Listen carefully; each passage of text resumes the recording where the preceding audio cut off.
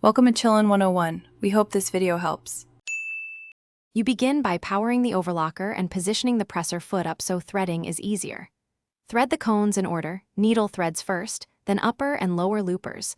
Following the machine's color guides, this prevents skipped stitches. Once threaded, lower the presser foot, set stitch length to a mid-value and differential feed to 1. 0. Test a seam on a scrap piece of the same fabric to confirm bite and blade trimming. Adjust needle type if the stitch looks uneven. Now you fine-tune tension and feed to get a clean, stable seam. Loosen or tighten each tension dial one small step until loopers create even loops that hug the fabric edge. Over-tight loopers will pucker. Once done, set differential feed according to fabric, above 1 for knits to avoid waviness, below 1 to ease gathers on slippery wovens. Make a few trial seams while guiding fabric gently.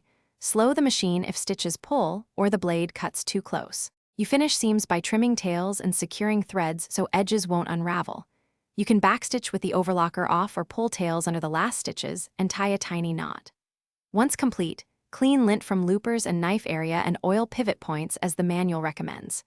If something goes wrong, skipped stitches, thread bunching, or uneven loops, rethread the loopers and needles in sequence, replace the needle with a fresh correct type, then retest tensions on scrap. Thanks for watching. Consider subscribing if we helped you.